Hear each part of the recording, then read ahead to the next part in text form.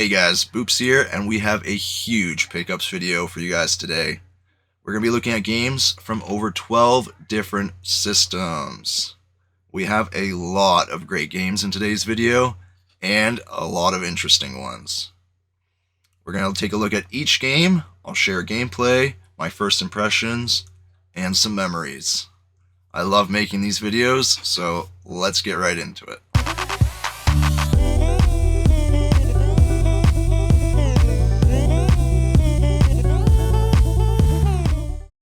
Starting on the PlayStation 5 with Once Upon a Katamari. I adore this series so much. It's all about rolling things up into a giant ball. It's so peaceful and fun, but also challenging at times. It's kind of a feel-good game. I own the whole series now. Once Upon a Katamari added new game mechanics with power-ups. There's a variety you can get.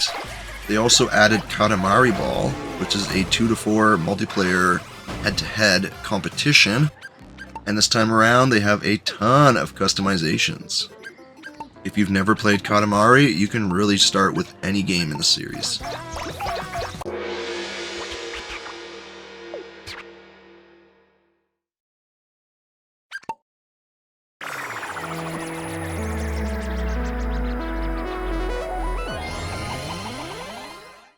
Next we have Little Nightmares 3. What a trip. I've played 1 and 2. It's a super interesting and beautiful, but also creepy and strange game. Kinda makes you question everything, including your own sanity. There's mysteries galore. It has fun mechanics that suit the game well. This is a good series to check out, and Little Nightmares 3 was the first game to offer a co-op mode. I highly recommend you try. That was so sad. Oh, the whole game's so sad. Oh. Ew. We have another Crab's Treasure.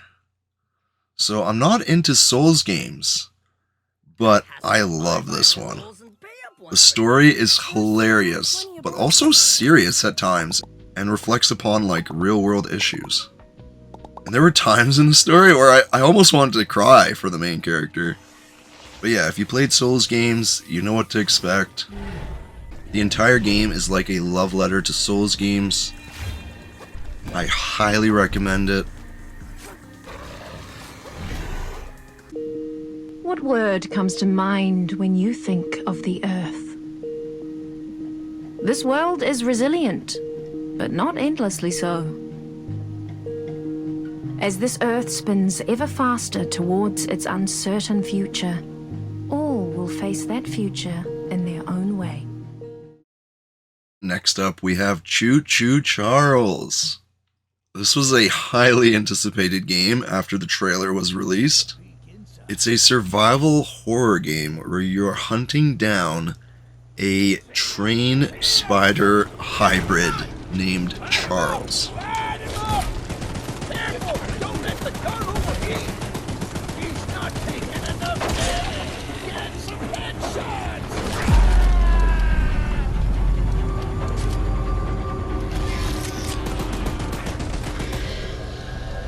You're traveling across an open world map in your own train, and you have to collect resources and complete tasks for NPCs to upgrade your train in order to attack and defeat Charles.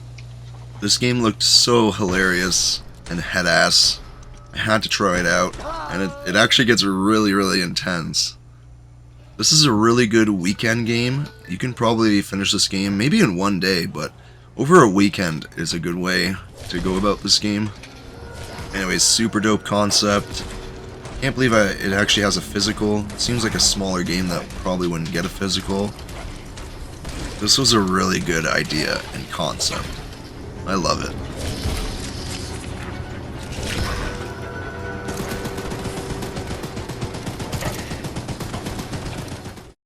Moving on to the PS4, we have Corpse Killer 25th Anniversary Edition. This is a remake by Limited Run Games from the first full motion video game. At least that's what it claims. So this is a rail shooter with full motion video, and it's hilariously bad. The gun killers are coming, brah. Them swarming. You can smell them. Atomic Bio.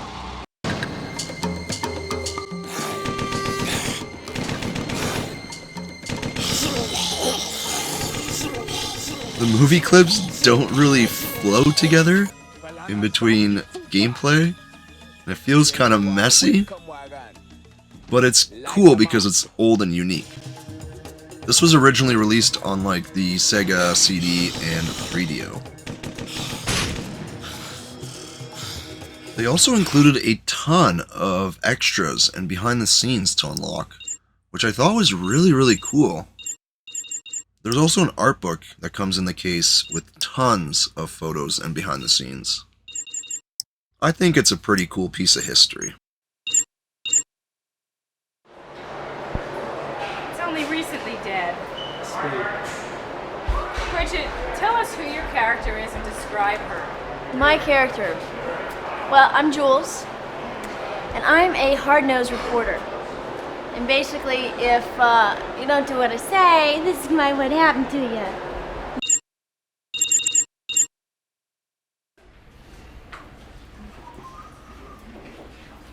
So are we putting it on or taking it off today? This I'm taking off. We're gonna do. We're gonna start again. Yeah. Do you have any like makeup on? Let me go see if they've got minutes sweets. Next we have A Way Out. This is a game that must be played with 2 players. It's the first 2-player only game from Hazelight Studios. They went on to make It Takes Two and more recently Split Fiction. Amazing games. A Way Out centers around Leo and Vincent, who met in prison and they're creating a plot to escape. Later in the game, they're on the run, and there's a major story plot twist at the end that was insane. Don't spoil it. If you have a chance, go play the game. The build-up of playing the game with a friend makes the ending so much better.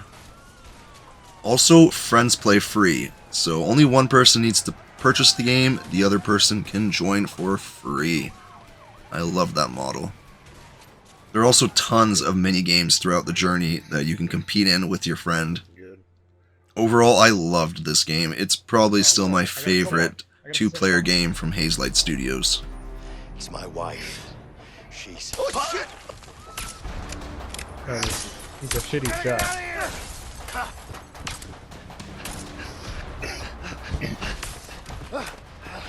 Shit! The guns are in the car! There's no time for that! We have to go! Come on! Yeah!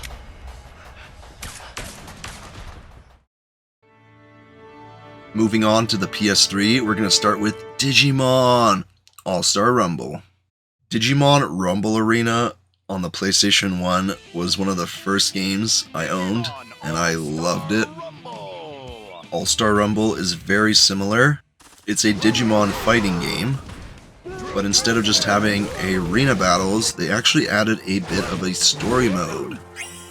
All the Digimon are holding a tournament to Digivolve and to find the best Digimon. But there's also some bad things happening behind the scenes. I didn't get too far.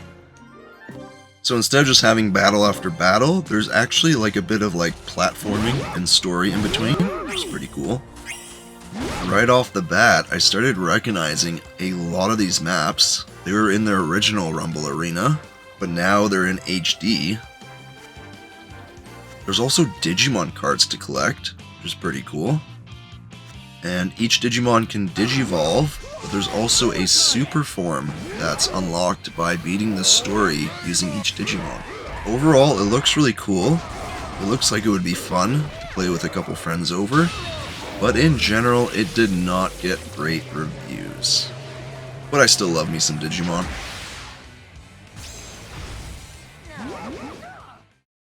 Next we have Blur. So I remember playing this back in the day, probably at a friend's house. It was kind of a big game because it was trying to rival a lot of the other big racing games at the time, which is hard. Blur visually looks really, really cool. It's a racing game with a bunch of power-ups. The driving feels good, and more importantly, the power-ups feel great. Getting hit and hitting other players feels really good. You're competing in several events to eventually face a rival, and I did some Googling. It looks like in the final race, all 8 or 9 of the rivals that you challenge meet up for like a final race, which sounds really, really cool. I definitely gotta play this more. The premise is simple. First to the finish line wins. Call on all your driving and power-up skills to battle your way to the front of the pack. Use power-ups tactically to gain an advantage. Even when you're out in front, the battle isn't over. You're gonna have to fight to stay there. Finish the race in the top 3 to earn lights. The better your finish position, the more lights you'll earn. Next we have Sid Meier's Civilization Revolution. So, I enjoy this series a lot, but I realized recently I don't really know too much about it. So this game looks and feels very similar to the Plus version that I've been playing on the PlayStation Vita. I did a little more Googling. So Revolution compared to the main games is kind of like a watered down version. They released this version also on mobile devices. However, I think this looks and feels really dope. I do actually like the simplicity of it. It's a little faster paced. I think I might go back and play this longer.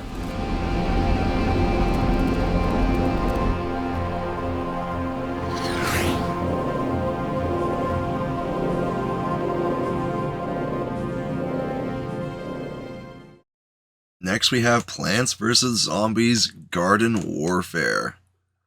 Man, this brought back a lot of memories. I went online and there's still a bunch of people playing on PS3. Pretty cool. So this is a third-person shooter, but with plants and zombies, from the Plants vs. Zombies series. I love this series so much.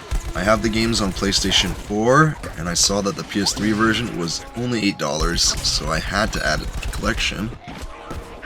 It has a story mode, which is pretty head-ass and fun, but online mode is the main selling point. Some people were cracked. This is aimed at kids, but all ages can really enjoy this shooter. They also have a PvE mode, which is a pretty big thing, Garden Defense. They also had an insane amount of classes and customization. Through sticker packs, you can get cosmetics, consumables, and new characters. There were 4 classes in general, but each class had at least 7 variants each. So, late game, there's a lot to pick from.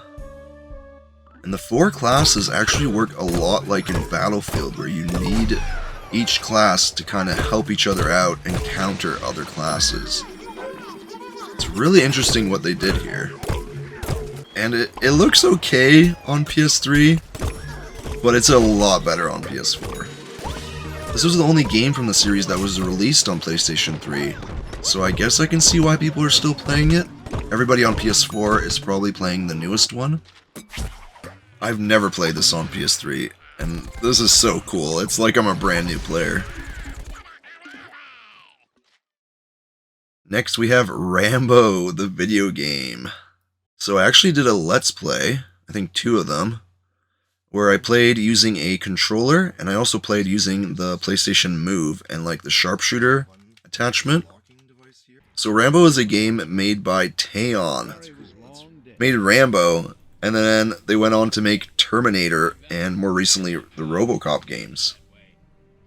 Anyways, Rambo is an arcade port, which is surprisingly a lot of fun. Some of the models and animations were a little bit off for the PS3, but it's solid for an arcade. There are upgrades for Rambo. There are decent cutscenes with voice lines from the actual movie. The hard way is fine with me. I think the marketing made this game seem greater than it was, because it got pretty bad reviews, and from the trailers I saw, it did seem to get a lot of hype. This game isn't available digitally anymore, so physical copy is the only way, and they are quite expensive nowadays. I think this is a nice piece of gaming history. And for our last PS3 game, we have Mag, that I found sealed. Which is okay, because it's unplayable. You can't even start the game. But this was a pretty big game back in the day. Up to 256 players could battle on one battlefield. Now, the gameplay wasn't too groundbreaking, but it was very solid. The main thing bringing people back was just the scale. I wish I had footage from some of the epic battles, but if you were there, you were there. And you know. And to this day, no one really hasn't made anything like it. They should bring this back in like a remaster, or maybe try something new. Moving to the PlayStation Vita. We're starting with Sid Meier's Civilization Revolution 2 Plus. I fell in love with this. This is the Civilization game I've probably played the most. I got the Platinum. I could not put this down. I love the simplicity of this version, and as well that it's portable. You can play the Vita anywhere. I found out Japan had a physical copy, of course, so I had to get it. It also came with a sticker, I think. Pretty cool. And after doing a little more research, since I got the PS3 game as well, this is actually the sequel to the PlayStation 3 version. But the sequel was only released on PlayStation Vita and mobile, iOS and stuff. The Vita version is also the only Plus version, because it has like all the extra scenarios and everything. But yeah, this is really cool for a PlayStation Vita.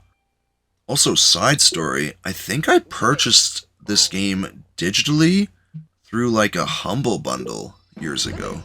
It was like a 2K Humble Bundle, I believe. Anyways, that's a trippy thought just came to mind.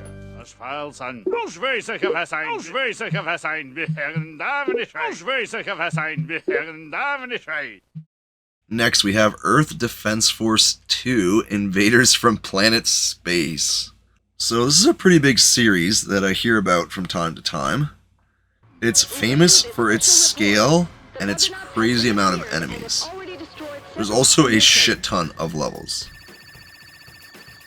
There are so many missions. I think I did like 43 missions, and I only completed like 3.5% of the game. Crazy. Anyways, it has giant monsters and enemies, big environments with a lot of destruction. It's kind of like simple graphics, but that's not the point. It's a ton of fun to play, and it's impressive to see it running on a PlayStation Vita.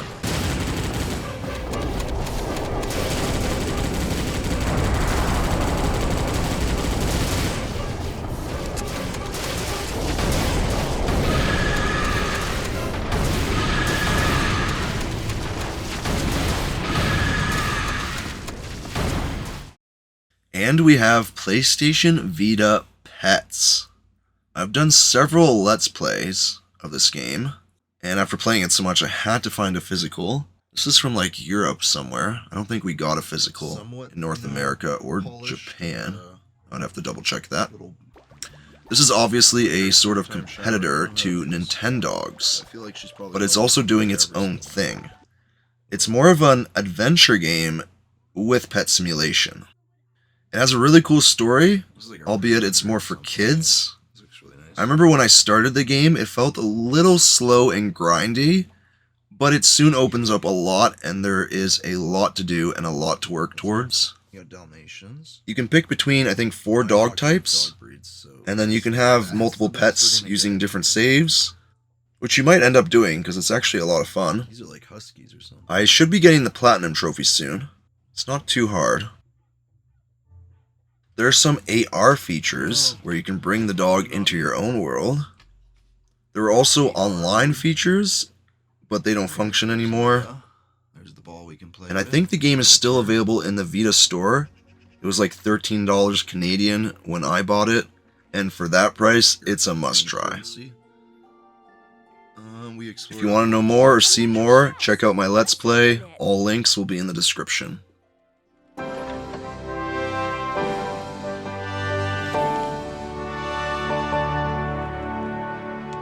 Oh yeah, another piece of the map.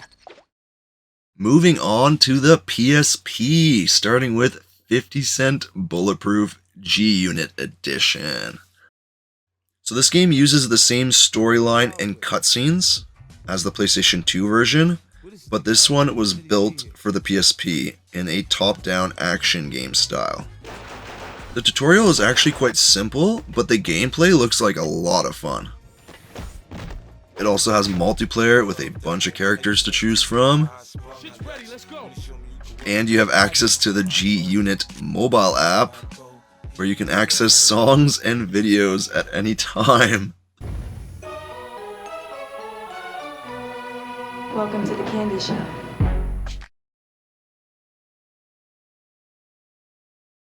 Next we have Scarface. Money, Power, Respect.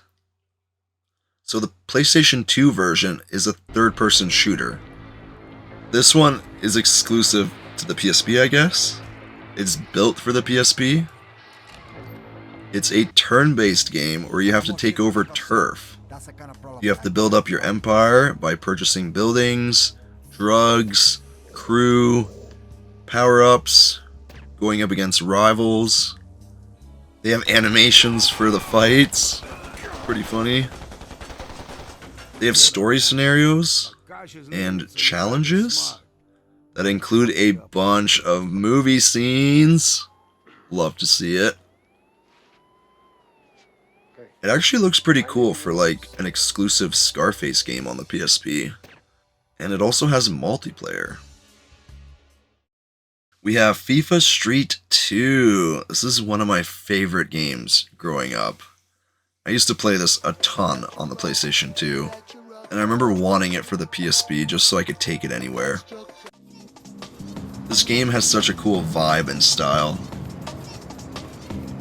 Huge fan, they should bring FIFA Street back.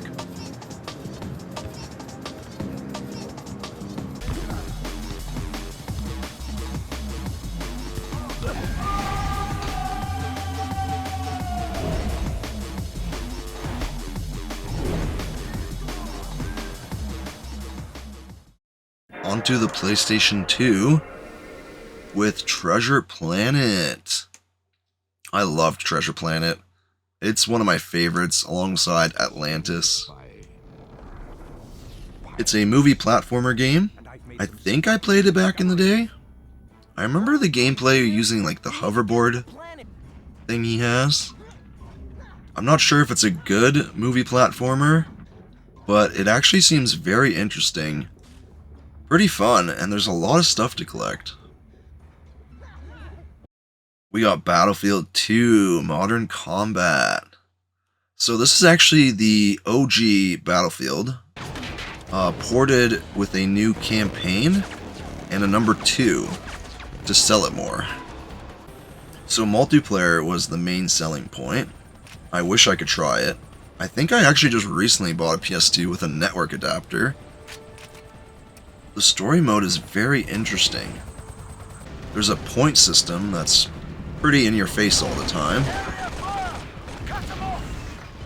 And you can switch to any other squad mate at any time with this really cool like swooping animation. This is kind of crazy for a PlayStation 2. And I was soon reminded that yes, this is Battlefield. I got run over by an AI in a vehicle. And later, like, our team took over the vehicle, and then I was... It felt chaotic. It was crazy. I can see where Battlefield came from. Even though it runs kind of poorly, it's still pretty insane. I personally started with Bad Company 1, and then I went heavy into Bad Company 2. So this was really cool to see.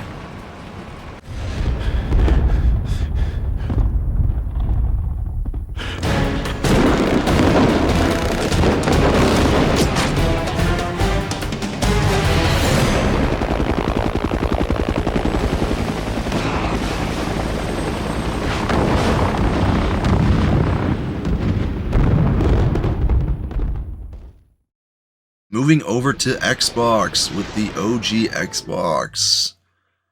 The names are gonna get annoying soon. We have Project Gotham Racing. This caught my eye because it's only on Xbox. So I gave it a try. It feels pretty good. It's interesting. I don't really know what I was expecting. You get kudos for good driving and behavior. Pretty cool. I did not get too far.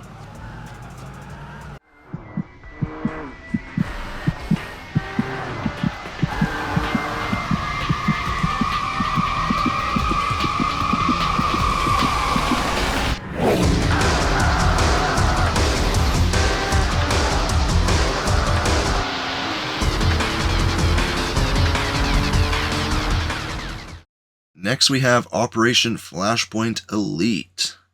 Also only available on Xbox. So I played the 2 PS3 games, and I didn't realize that there were more of them from back in the day. These were actually made by Bohemian, the original creators of Flashpoint, who then went on to make Arma. And the Flashpoint games on PS3 are made by Codemasters. Anyways, it's supposed to be like a, like a super realistic military shooter. It feels pretty good, but it does look a little meh. I didn't get past training. It felt a little sluggish. This is also the port of the PC game with expansions. Next, we have America's Army Rise of a Soldier. So I think everyone knows this. This is like the US Army game, made to help with recruitment. Oh, the PS4 version shut down recently, didn't they? Yeah, the game ended in 2022 after 20 years. That's pretty crazy. Not this game. It was the most recent version. Anyways, I didn't get too far. There was a ton of training to do. But it does feel pretty good. Better than Flashpoint. But I didn't get too far in either of these.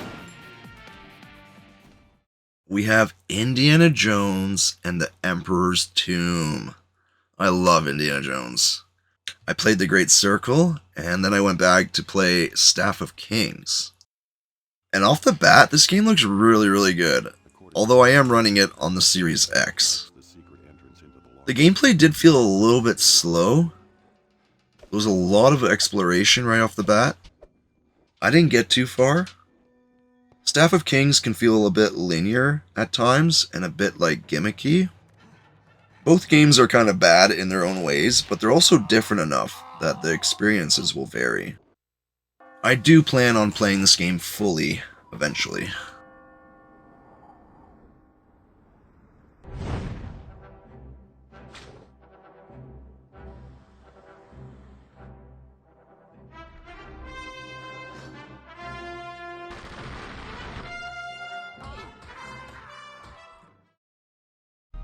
Moving on to the Xbox 360, we're going to start with Hour of Victory. This one caught my eye because it's only on Xbox. I wanted to try it. Supposedly, when I was Googling this online, this came out and was trying to compete with the likes of COD and other shooters. This does not play well or feel good. I could not get myself to play very much of this. I'm not even gonna really say much, just skip.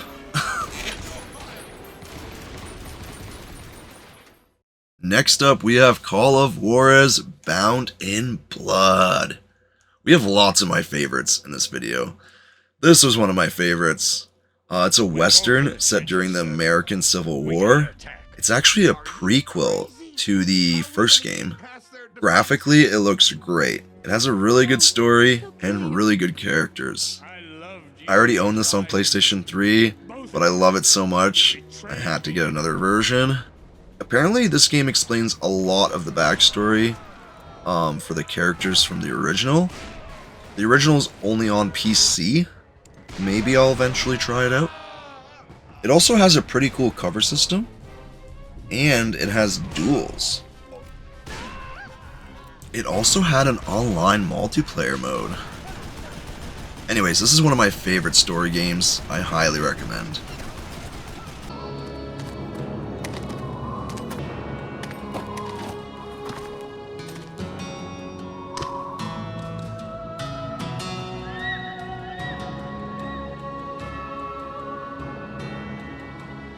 You want to do it quietly? Right.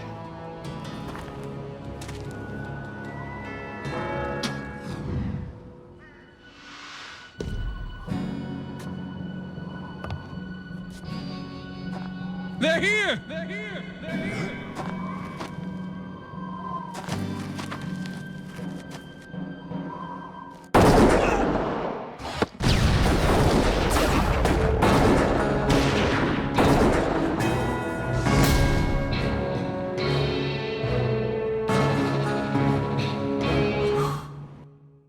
Moving on to the Xbox Series X and S.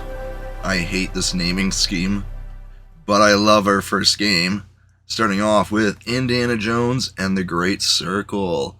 I did a Let's Play when the game originally came out. You'll get my first impressions. I'll leave a link in the description. This game is phenomenal though. It's perfect Indiana Jones vibe. It feels like a movie. I remember it as if it was a movie. It's hands down the best Indiana Jones experience and game you can get. Huge shout out to Bethesda for doing something amazing in the recent blunder years. What?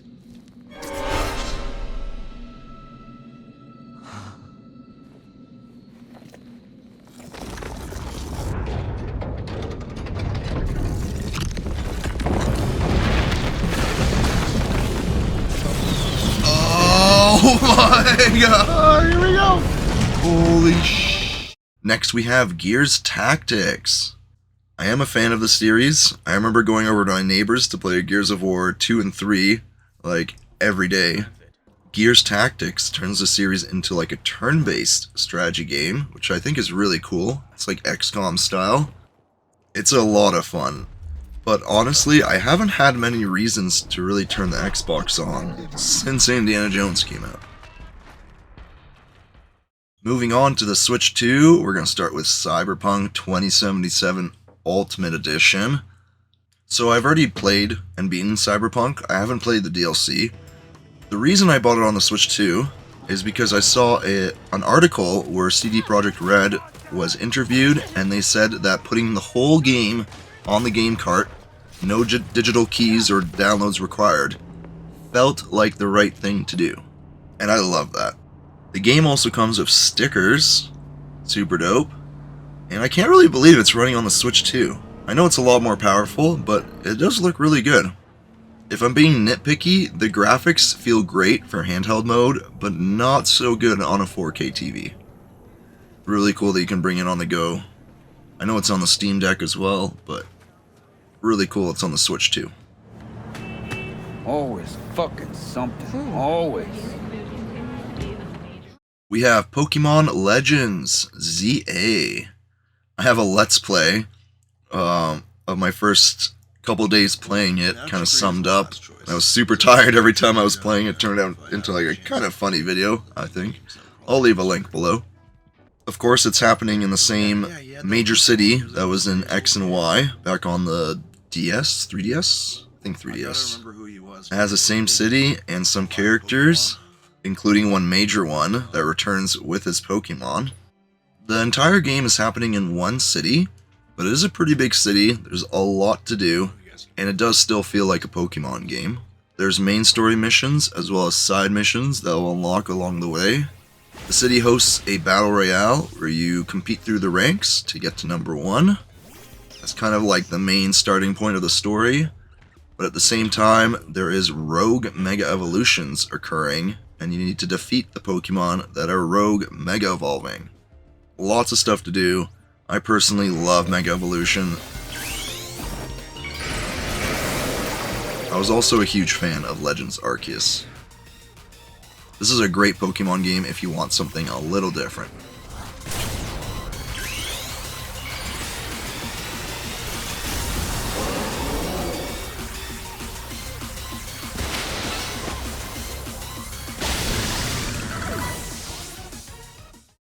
Switching over to the original Switch, the Switch 1, we're going to start with Star Wars The Force Unleashed Remastered.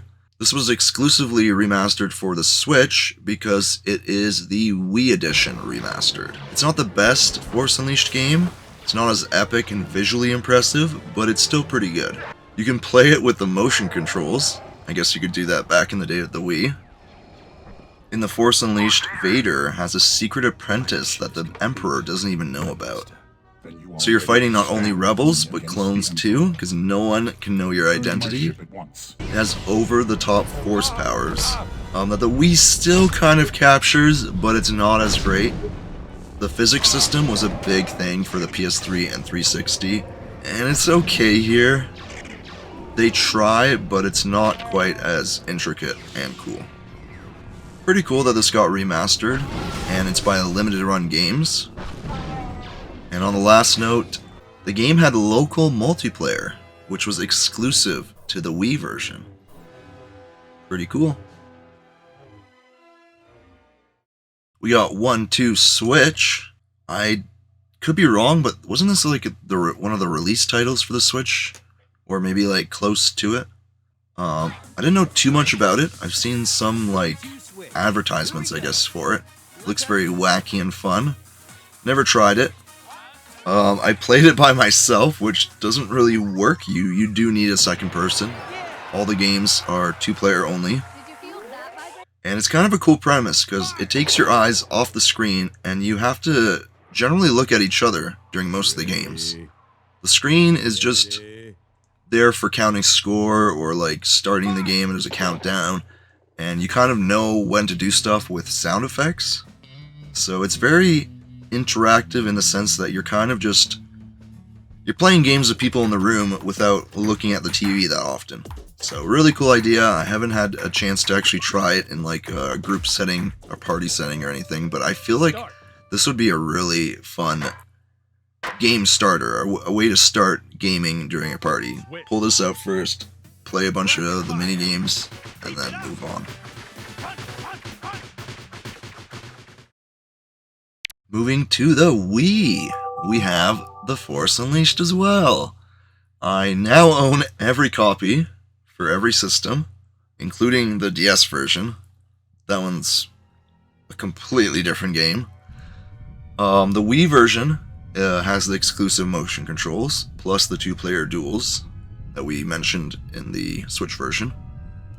And again, this isn't the PS3 or the 360 game, but it is similar to the PS2 and PSP port. Pretty much identical besides some of the bonuses and extras.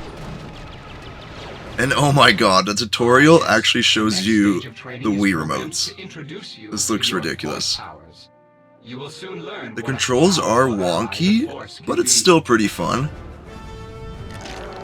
The Wii remote makes lightsaber sounds, which I think is pretty cool. For the time, this actually feels like a pretty cool Wii game. The first QuickTime event was kind of meh, and after a while the motion controls do get a little... I don't know. Alright, we got a pretty head-ass pickup here. I think I got this at Fan Expo. It was like $2, so I thought I might as well bulk up my Wii collection. We have Arctic Tail. It makes sense why it was so dirt cheap. It feels like a minigame of minigames. Or browser games, almost. I don't know how to even explain it. It's based on the movie, but it's pretty bad. The controls and graphics are weak. You play as a polar bear, wandering around doing challenges until you unlock the next Arctic animal. I did not play much, and I don't think I'll ever play this again. I mean, maybe if you were like 5 or 6, maybe you'd have some fun with this, but like once you get conscious of the world, this is not fun.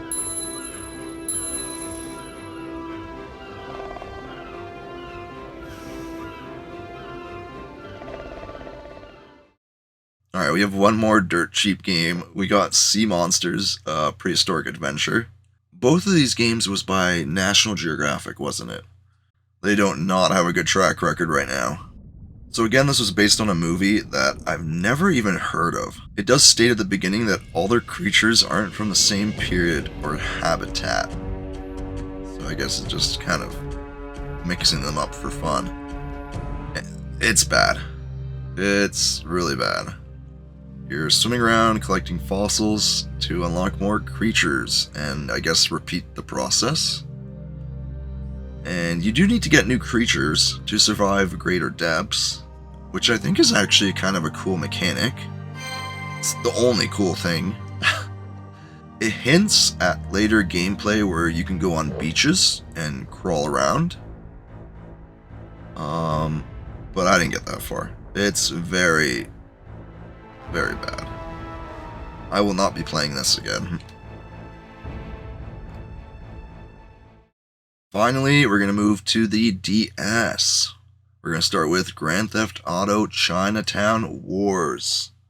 Classic big hitter. I used to play Vice City and Liberty City, I think Stories, on my PSP. But this was really, really cool for the DS.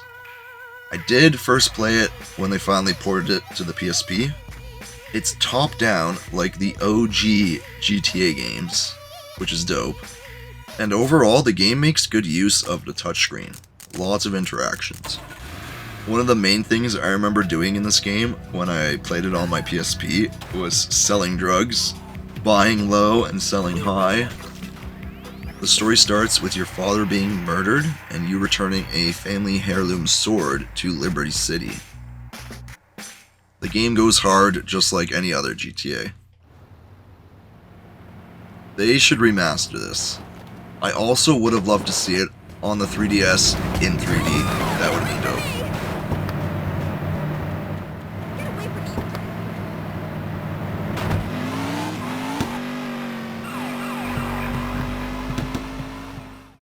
Our final game is Greg Hastings Tournament Paintball Maxed. So I remember seeing this as a kid and wanting it so bad. I don't know why. I guess the PSP did have some shooters, but on the DS there wasn't like really anything, and I thought this looked really cool.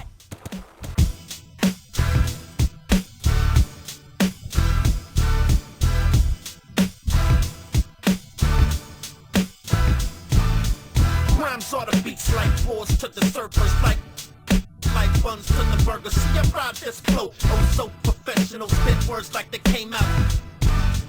Only wanna eat. What an intro! What the fuck? I mean, it is kind of cool to see video on the DS. It is old school. The gameplay's okay. It's not too bad. It's simple, but kind of cool. And the graphics are what you get for a DS. Can't really get any better, so...